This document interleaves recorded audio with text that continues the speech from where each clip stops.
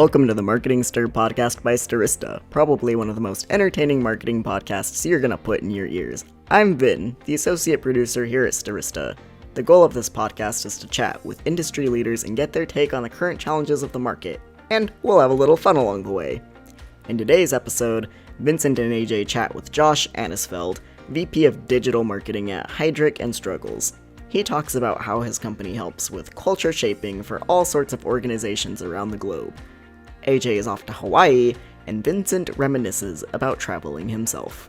Give it a listen. Ladies and gentlemen, welcome to another episode of Stirista's The Marketing Stir. I'm coming at you in a different way. I was having some technical difficulties. Imagine not being able to hear me. Come on, I love talking. You know that, ladies and gentlemen. The Marketing Stir, we're back at you. Very happy to be here. It's cold. It is freezing in New York, as you can tell by my flannel if you're consuming us on YouTube. If you are listening to us, which most of you do, just use your imagination. Ladies and gentlemen, it's so good to be back. Just a few things about Stirista before we start. We are a marketing technology company that focuses on identity. We have our own business-to-business data, business-to-consumer data. We help companies target that data to get new customers through maybe email marketing. We own our own DSP called Adster. We can help you target that same data or onboard your own. OTT, display, connected TV.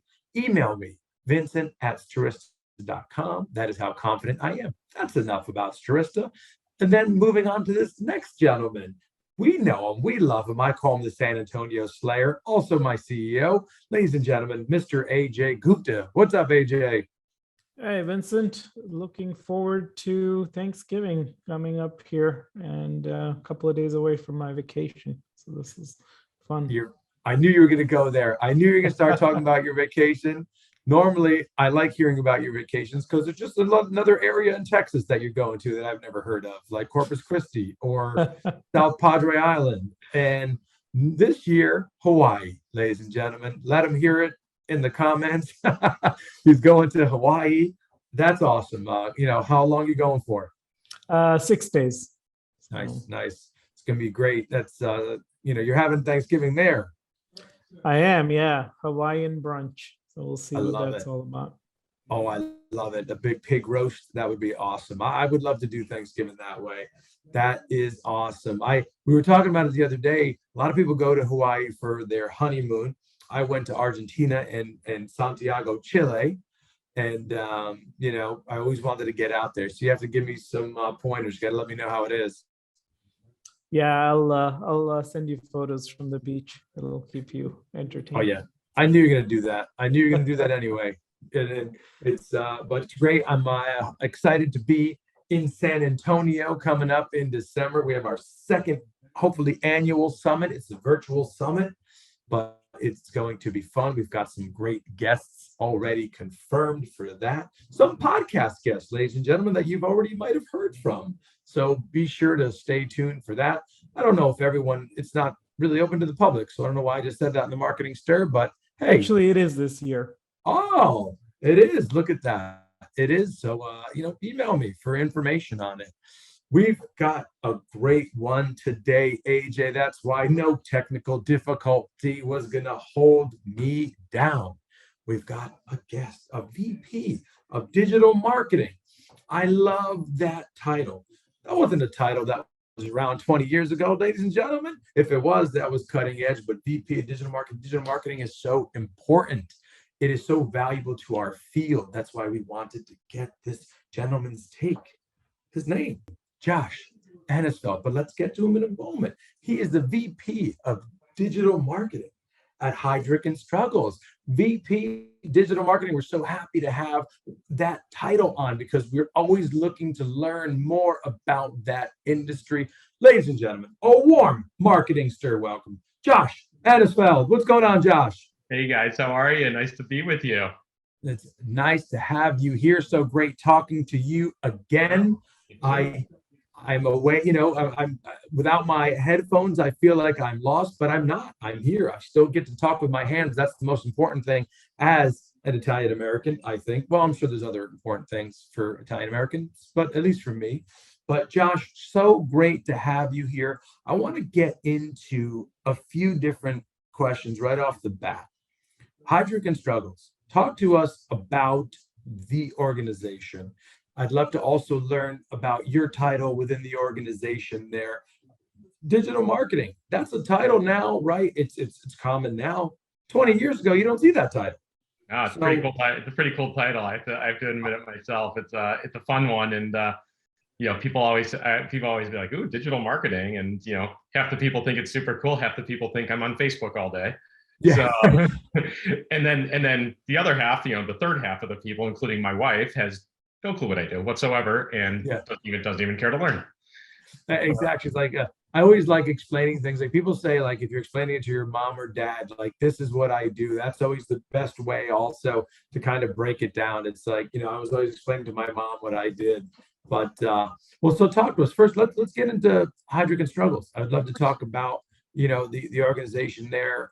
What do you do? What is it? And then some of your day to day as far as the VP of digital marketing. Yeah, so Heidrick and Struggles, we are a professional services firm, been around for over 70 years now. People consider us the pioneers of executive search, and that's really our bread and butter, is placing the best of the best in the top positions at the best global organizations out there. We've been doing this for a long time, and it's not our only business now. We consider ourselves the full suite of leadership advisory services. Of course, executive search is always the big one with us. We have other advisory services. We do culture shaping, so working with organizations to create impactful, sustainable cultures, leadership assessment and development, digital transformation. The list goes on and on. We're now into the on-demand talent space as well. So we are really out there partnering with the best organizations in the world, helping them accelerate to become powerful and sustainable and successful. As far as what I do, listen, digital touches everything these days. There's not a part that digital doesn't touch. And I work with across our organization, from the brand perspective, across our practices, our corporate channels, our corporate teams, such as human resources and talent acquisition, all the way down to the consultant level. And my team oversees social media, our strategy and our execution, email marketing, website, SEO, paid media, paid social, analytics. That's just our foundational stuff that we're doing on a day-to-day basis. We work in the campaign space as well. We're doing, I put a heavy hand in marketing automation, lead scoring, lead grading, marketing technology implementation. Just a few things going on during the day. There are not enough hands, there are not enough people, there are not enough hours in the day to tackle what I need to tackle on a regular basis. But it's fantastic. I love it. That's awesome. And so much more than just being on Facebook, right? Oh my God. Yeah. That's awesome. And Josh, tell us how you got into marketing. That's a staple question that we ask here on the Marketing Stir. A lot of people's paths not so traditional. So love to hear about your path. Yeah, I have an interesting one. I'm not tooting my own horn, but it's quite an interesting path. I have a marketing major, and my very first job out of college was pretty traditional. I went into an advertising agency as a media coordinator, which was essentially taking paper insertion orders and stamping them approved and stuff. And that it didn't last long because I saw something else out there happening. My brother at the time was a stock trader. This was the late 90s, and he invited me over for lunch one day, and I'd seen that he had made more in the morning than I make in a year, and decided to follow him in that. So I started working as a stock trader for a couple of years, and I wasn't any good at it. So that ended pretty quickly. And what I ended up doing, I decided to follow my passion at the time, which was television, film, entertainment. I ended up as a reality TV producer, one way or another. I started working as a production assistant on some movies here in Chicago. And one day I just decided, you know what? I'm going to go for it. I packed up my car, moved out to Los Angeles with no place to live, no work. By the second day I was out there, I had a job as a production assistant on a reality show, and I ended up spending the next few years working at E Entertainment, producing some really fun reality shows out there, doing some casting for shows like Wife Swap, and it came time to, I just felt it was time for me to come back home to Chicago. I started having nieces and nephews, didn't want to be away from that, and found a job here in Chicago working at a television production company, and I was doing television development. One of the projects that we did was a mobile show. Back in the day, all the different mobile carriers had their own platforms. And so we started working with, I think it was called Verizon On Deck back at the time. And we were creating a very small little mobile show with this one comedian. And I started seeing that digital was sort of the way of the future when it came to content. The company I was working with didn't want to hear it. They didn't want to do it. They didn't want to have anything involved in it. And so I started looking elsewhere. And that took me to my first real marketing job, which was Playboy. It was a huge company in Chicago, obviously, born and bred in Chicago. And they hired me to come on and work as I don't remember the title at the time. It was something about mobile programming and content development. Fun job. It was fun. It unfortunately did not last long because it was right around the time when the company sort of took a nosedive. The CEO stepped down. They shuttered the Chicago offices. It was a short but fun 8 months at Playboy, but it really gave me my step into the world where I am now. So I went directly into Edelman. Obviously, most people heard of Edelman Public Relations. I was hired into Edelman Mobile at the time, which was a mobile marketing arm of Edelman. Over the course of the next year or two, they integrated mobile into the rest of digital. So I started working with Edelman Digital. And then from there, made my way through a couple agencies, such as Critical Mass, Golan Harris, which is now just Golan, Zeno Group. And about 6 years ago, I decided I'm going to take that step out of the agency world, try to get into go in-house. And here I am at Heidrick and Struggles. And so that was a very long story, not made short. Josh, it's the first time we've had somebody who's worked at Playboy. So even though it was short, it'll be memorable for us.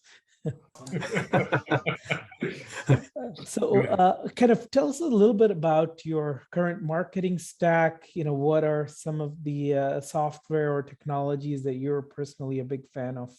Yeah, absolutely. So, our marketing tech stack is something that I really put a lot of work into. Myself, my team, and our IT team has been a huge part of that as well. When I first came to Heidrick and Struggles, we didn't have much of a marketing tech stack. We had a website that was built on Sitecore. We had a LinkedIn page, and we were using Eloqua at the time for email marketing. But that was the extent of it. Over the course of the past number of years, we've started really thinking more about marketing technology that's going to be of value to us, that's going to help us scale our work, and that's also going to integrate fairly easily. We still focus our CMS around Sitecore. In fact, we just built a beautiful brand new website that we launched in May. I spent the past year and a half working on this project with an unbelievable team, both in-house and our agency team. Little shout out to One North in Chicago. They did a great job with our website. And so we're still focused on that. We're also a Salesforce company. So our larger CMS, our larger CRM is Salesforce. And so we got rid of Eloqua, and we actually started utilizing Pardot for email marketing, automation, and all that. So we put a huge amount of work into Pardot. We started to, and I know we'll probably talk about the pandemic, but the pandemic really upped our game in webinar as well. And so we started working with a platform called On24, which, my opinion, one of the best webinar platforms out there. And sorry, I don't know if you guys do webinars or what, but they do a really nice job for us. And so we utilize them for our webinar business. Not to mention that we have a new platform that we work with them, which is more on-demand content as well. We're using Brightco for video.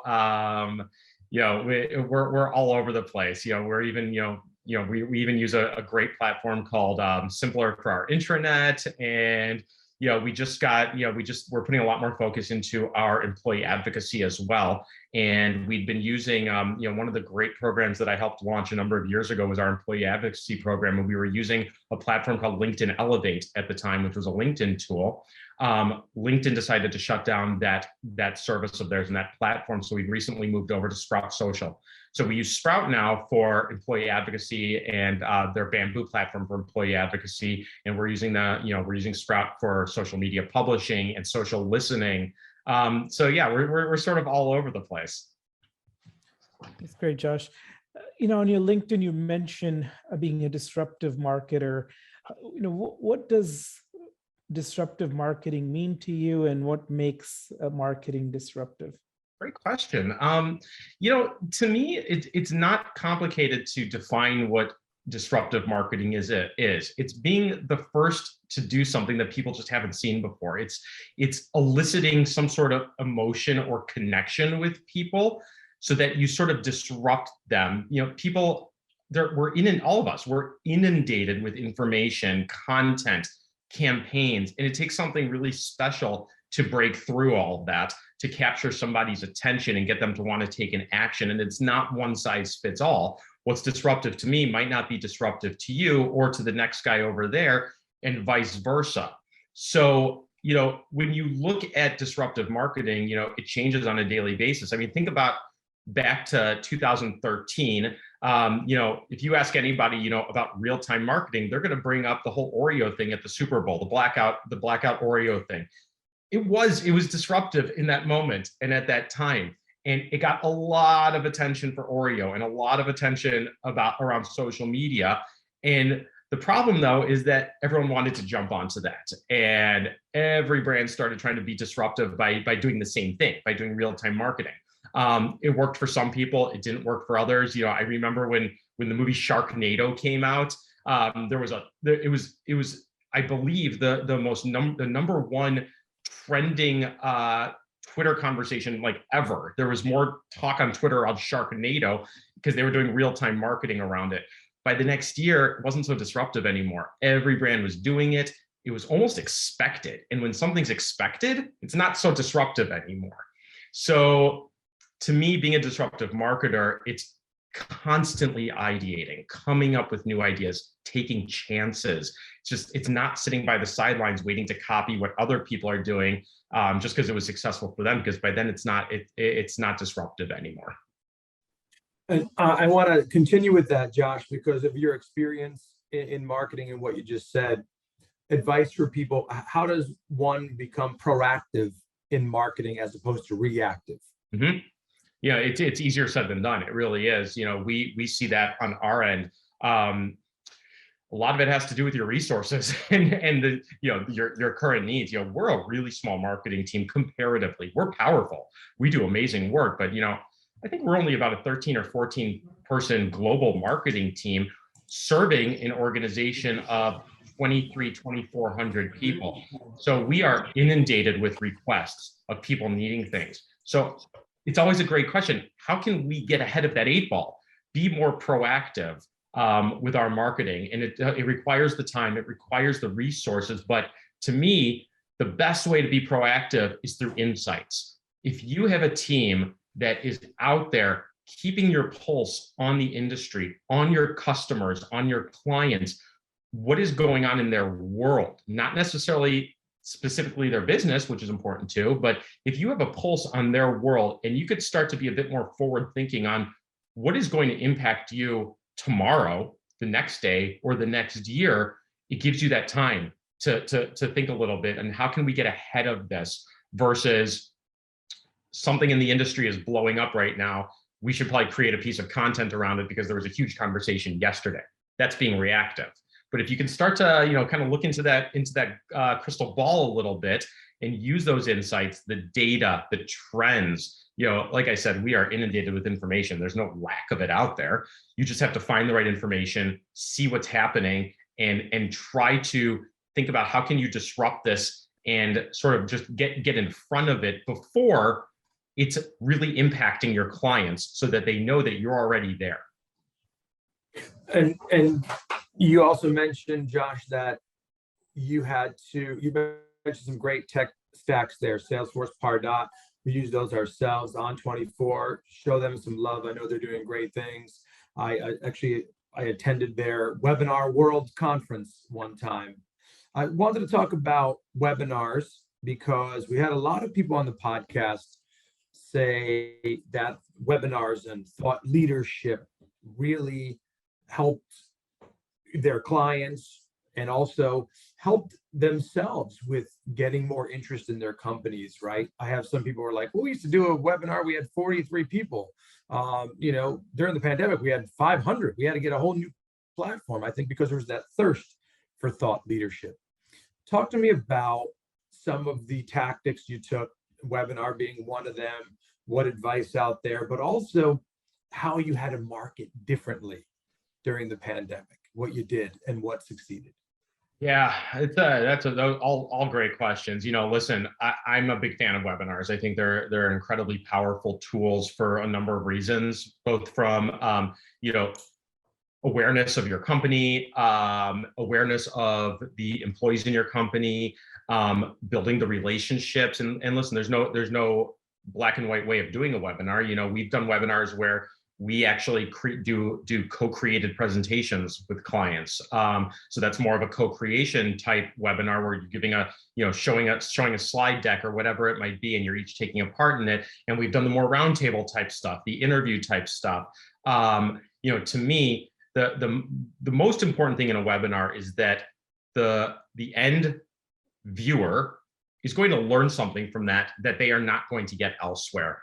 And that could be a number of things. It could be that they're actually, learning a strategy, learning about a specific case study about a company, or it might be that they're just interested in the guest. And don't ever discount quality talent and quality guests. We have had, we did an incredible webinar with the chief digital officer of Albertsons Companies.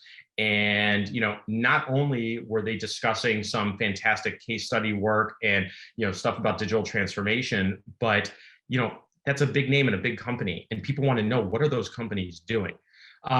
So, there's that whole element of it, but then, there's also the lead generation component of a webinar. It is direct lead generation. What I love so much about the platform we use and about webinars in general is that the data that you get from these is so unbelievable now, that it's so granular. And this is my big selling point across my organization. Not only are we going to pull a list of 300-500 people who have registered for the webinar, but we're going to be able to tell you, how long did that person stay on for?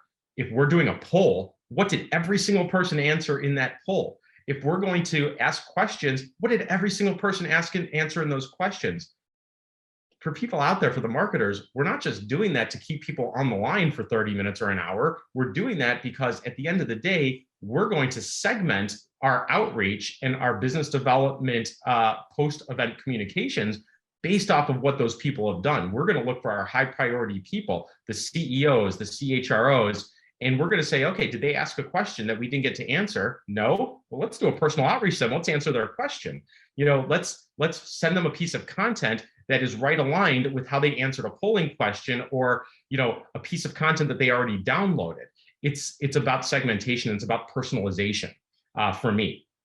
It's about being able to get that data and reach out to them. At the same time, we're now able to have an on-demand piece of content that it's the gift that keeps on giving. If you look on our website and you go into our insight section, you're going to see a whole section there for our on-demand webinars. Great assets for people, but guess what? They still have to fill out a form to watch that webinar. It's passive lead generation for us. So that's incredibly important. To answer your other question about the pandemic, everything shifted. And yeah, webinars straight through the roof. I'll be frank, I had a hard time getting our consultants to participate in webinars before the pandemic because it's time consuming. Of course it is. It takes time for our consultants to create those presentations and to help us find the talent. And I get it. It's a lot of work. But then all of a sudden the pandemic hit and I couldn't work enough hours in the day to get these webinars going. And they were amazing. They were fantastic.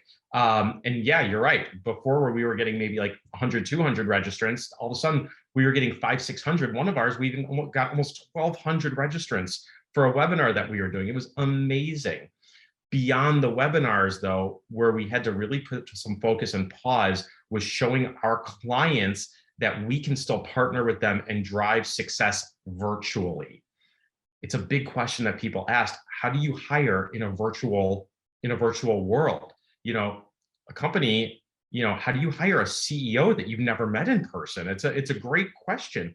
And for a while there, we put all of our focus on that, on all of our content creation, everything that we were putting online in social was about how do we show people that this can all be done virtually. We created new assets, new thought leadership all around this. And, you know, it really just shifted the whole dynamic of what we were doing. But at the same time, you know, it felt wrong to kind of go along as business as usual when there needed to be more focus on the immediate. But over time, we started to seeing that people were kind of getting sick of seeing every single thing in their feed being about the pandemic. It was like pandemic, it was too much about pandemic and too much about virtual work and all that. And so we kind of had to refocus again on how do we stay in tune with what's going on right now, but at the same time, not be a one-note pony here and not just talk about the pandemic, but how do we start to bring that value back again and still talk about things that are still impacting our clients that are not necessarily pandemic related. Yeah, we have found our podcast also to be quite effective during this time where there's less travel and less chances to interact with clients and prospects. And the podcast has been kind of similar space for us as the webinars have been for you. So, big plug for the Heidrick and Struggles leadership podcast. Go check us out. Absolutely. So, Josh, you've been at the company for about 6 years now. What's been a highlight for you? I'm sure there's quite a few, but is there a moment or project that really stands out for you? Yeah, there's a lot of projects that stand out for me. Listen, I said it before. I'm so proud of this website that we just launched. This was a big deal for us. You know, when I came into Heidrick and Struggles, like I said, we had a website, we had a LinkedIn page with like, I think there were 10 or 20,000 followers at the time. Over the course of the number of years, our website just started, you know, we fell into the trap that a lot of people fall into. You know, we just started putting band-aids over things that weren't working. And, you know, a company like ours where we have, you know, sort of different services that sort of all have their own thing going. We had a lot of people to answer to, and the answer was not always what I wanted it to be, which was, you know, let's do this right and let's do this well. But we had to find solutions. We had to be nimble about these things. You know, a couple of years ago, we finally got the buy-in, the budget to move forward with a new website project. It was an unbelievable experience in every way. You know, building the internal stakeholder teams around it, doing the discovery work, even vetting the right agency partner, and then what we found was that we needed to use this as a way to start reinventing ourselves. Brand new look and feel for the company. And we used the website project as the beginning of that. And it's starting to take off now. You know, we have now taken our new look and feel and spread that into our email marketing, into our social media, into our charts and graphs, into our thought leadership. Everything is starting to move towards this new look and feel. And I'm really, really proud of that because, you know, I helped be part of that. And there are a lot of people in our organization that I can't thank enough for helping push this forward, and we continue to push that forward. So yeah, very, very proud of that. Like I said before, the other project that I was so proud of was our employee advocacy program. You know, we did a research project with LinkedIn. You know, I have a great relationship with the folks over at LinkedIn, really, really helpful people. And we did a project with them to see who in our organization was sharing content and who was sharing our content. The numbers were staggering. You know, we realized that, you know, a very small percentage of people in our organization were even sharing on social media, and even smaller were sharing our own content. And so we started asking, you know, why? What's going on here? And the answers we got were people didn't have time.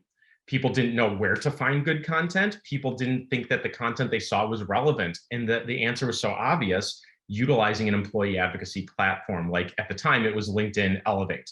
And we started rolling this out, and it took off like wildfire. All of a sudden we had, I think it was 60% of the company was opted in for this. We were seeing our thought leadership numbers were just going sky high because people were starting to share it. We started getting, essentially our own internal influencers in this, people who were sharing hundreds and hundreds of times a month, and being able to show the benefit of it and say, you know what, I'm getting more conversations with clients now because they're seeing me on social media. So I was really proud of that project as well.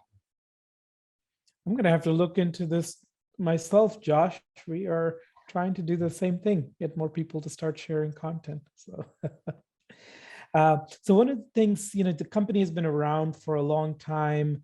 You guys have obviously redone the website, a lot of exciting things happening. Is there any big company news coming up that you can share going into 2022?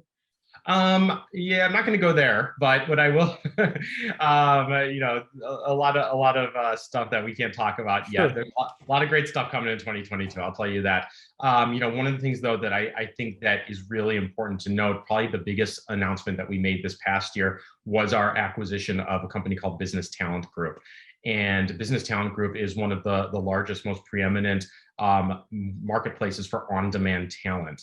And we realized that a lot of our clients were having a need for on-demand talent, people that could come in and fill a certain talent hole that they had at that moment. Maybe that they didn't need to hire someone permanently for it, but there was a more temporary role that they needed to fill at that moment, whether it be, a chief marketing officer or a human resources executive or someone like that they needed to come in and do some work, maybe as someone who come in and put some focus on digital transformation. We had been working with BTG for a number of years as partners with them, and we decided to acquire them about, I don't even know, I think it was April that we made that acquisition. And it was very, very natural. And to this day, it's an incredibly natural, seamless addition to the Heidrick and Struggles service line. So now we like to say now that, we're sort of the only leadership advisory firm that offers this type of service. The companies that we're working with, they have this demand for speed, agility, and flexibility, and they need to close those talent gaps. And it requires sometimes not so much the long-term permanent placement that can take a little while to find that right fit, but they need a quick, high-level placement on a temporary but immediate basis. And we're now able to offer that to them. So that was a very, very big piece of news for us. But yeah, lots to come in 2022. Maybe I'll come back later next year and share some of the stuff with you. Absolutely. Josh, one more business-related question before we wrap up and get into some of the personal side. We love to do that here at the Marketing Stir. It's not all business, right? But talk to us, Josh. You mentioned employee advocacy quite a bit, right? And can you just comment on the importance of that and how, companies should really begin to inject that, if they haven't, into their everyday life, work? It's so important. I mean, your employees should be your best advocates. If your employees are not your best advocates, you need to put some focus on that culture, because your employees should be proud to work with you. They should be the ones that are helping out there. Utilize them as a megaphone, really. And that's what we try to do. I mean, if you think about our business specifically, we're a consultant-based business. Our consultants have these amazing relationships. And I always say, the people we are trying to reach are sitting in our consultants' social networks. We have a great marketing database, but if you compile, and we've done this, if you compile all the numbers of all the first-degree connections that our consultants have, it eclipses our corporate following by 12-fold. And we need to reach those people. And the best way to do that is by giving your employees the content to share and the ways to share it in an easy way. And it's not just thought leadership. It is showcasing your internal culture. It is showcasing firm news. Like when we made the acquisition of BTG, it was really, really important that not only did we share that in social media from the Heidrick and Struggles perspective, and trust me, we did, but getting our 2,000 employees to also share that information as well. And that's what's so important, because when you look at these numbers, it's crazy. We have one person in our company. I love this guy. He's he's one of our partners in charge of one of our offices, and he loves social media. It's impossible to keep up with this guy. He shares, I think it's like over 1,000 pieces of content a month. Oh, wow. It's insane. But when you look at the reach, the potential reach that this guy's getting, it's like in the millions. And listen, I never tell anybody to go that far, but somebody who is truly participating in an employee advocacy program, you can expect that person is probably going to reach a number of hundred of thousand people per month based off of what they're sharing, who they're sharing to, and then the virility of that sharing as well. Other people hitting that share button and the comments and the like button as well. Mm-hmm.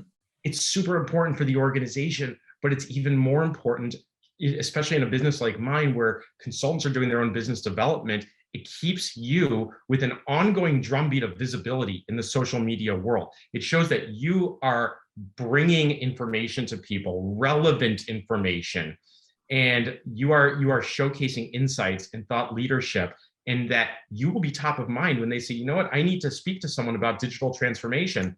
I see this person online constantly sharing this stuff. They're probably an expert. So you hit this from both sides. You are benefiting the business, and you are benefiting yourself, because your personal social brand is everything these days. It's incredibly important no matter what business you're in. I love hearing that. And AJ and myself, we try to be big on social media, just not even big, just really just get some messages out, relevant content. And as AJ mentioned, as our CEO, he's trying to advocate for that, for other people to do that. We do put quite a bit out there, but it's good to hear you reinforce it. So that is great. Let's stay on social media, because our next question is a staple question, Josh, that we ask every single one of our guests approaching 100 episodes now. LinkedIn. You're a nice guy, so I would be really curious to hear your answer. So LinkedIn, you're the size of your company, your title alone, I'm sure you get a lot of solicitations. What is a message on LinkedIn that resonates with you, that, you know what, I'll take this meeting, or I'll talk to this person? And what is one that you just hate, is a pet peeve of yours? It's our LinkedIn question. You guys, listen, I don't know how this is going to make me sound, but you offer me some free food. You got me. I like that. That is the first. That's the first, AJ. Honestly, I get crazy offers to take meetings with people. I've gotten DoorDash gift cards to take a meeting. You got it. I've gotten boxes. I think the most recent one, I got this amazing. Someone sent me this. It wasn't on LinkedIn, of course, but they sent me. I don't know how they got my address at home. That was a little creepy, but they sent me a box of these amazing brownies. I'm like, okay, fine. I'm gonna take that meeting. That's awesome. Food. I'm Jewish. We love our food.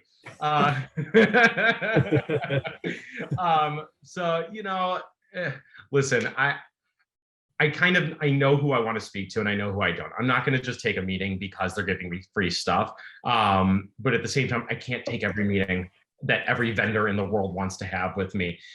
If there is really just no place for me to utilize your services and your platforms, it's not going to work.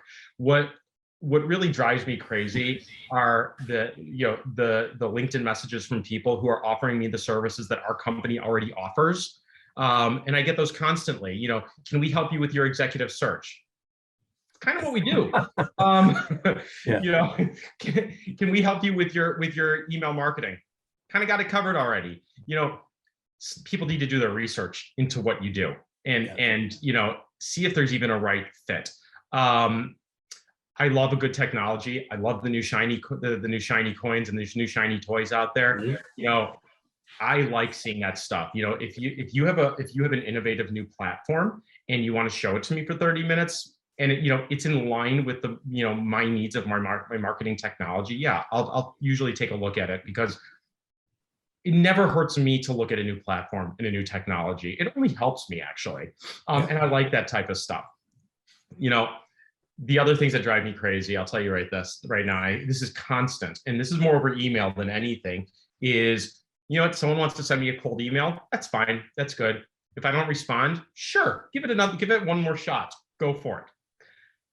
After 2 attempts, stop hitting me up every other day saying, yeah, oh, I guess you didn't see my email, or oh, maybe this got lost in the shuffle. All right, after 5, 6 times, I'm not responding. Get the hint here. Try a different approach, maybe. Like, send me a piece of interesting thought leadership that maybe I'll open, or send me a box of brownies or something. But in all seriousness, stop. Just stop after a few cold emails that I'm not responding to. And then I'll tell you my other biggest pet peeve, I hate this, is somebody connects with me on LinkedIn. Okay, fine. If I connect with them, I hate auto replies from connecting. Hate them. They seem so insincere to me. And it's so obvious they're auto replies because the second I hit connect, I get that in-mail back again. I'm not a fan of that. It's a personal pet peeve of mine. Yeah. That is a lot of firsts there. I love the food angle. I'm Italian. I love food too. So if anyone wants my attention out there, send me some food. But I also love, my other pet peeve is the same thing you said, Josh, is like the auto. As soon as if I'm duped into connecting with you because we have mutual connections and you auto send me something, that is my biggest pet peeve. But with just a minute or so left, what do you enjoy doing in your spare time? Listen, I always say digital marketing is my job. Being a dad's my career. I've got 2 amazing kids at home, an 11-year-old boy, 7-year-old daughter, and they're my life. I love spending as much time with them as I can, and taking them out and doing stuff. So I'm really big. I'm a big advocate of dad's rights, in the workplace, and dad equality in the workplace. So you'll always see me posting stuff about that as well. I think it's really important. And, my father, loved him to death. He owned his own company. When I was growing up, he was never around. That was life he chose. He was trying to build a future for us. And I have a lot of respect for that, but it was important to me when I had kids to be around. And I work for a company that truly appreciates that and gives me all the flexibility in the world to be a present dad. And no amount of money or benefits can make up for that, because that's the most important thing to me in an organization. And besides that, avid Chicago Bulls fan. We're going to the finals this year. I think so. I'm a Bulls fan too. Doing it. We're back. Yeah. So huge Bulls fan. And that's me. That's amazing. I too am a Bulls fan, even though I grew up in New York City. So I don't know if we bonded over that yet, but we will. I love that they're back, where they're like 9-10-3 right now. That is awesome, Josh. I love being a dad myself. I have 2 boys. I love hearing that. But we mostly love hearing from you. Thank you so much for joining us on the Marketing Stir podcast. That is Josh Anisfeld, Heidrick and Struggles, VP of Digital Marketing. This has been the Marketing Stir. I'm Vincent. That's AJ. Thank you so much for listening. Thanks for listening to the Marketing Stir podcast by Stirista. Please like, rate, and subscribe. If you're interested in being a guest on the podcast, email us at themarketingstir@stirista.com. And thanks for listening.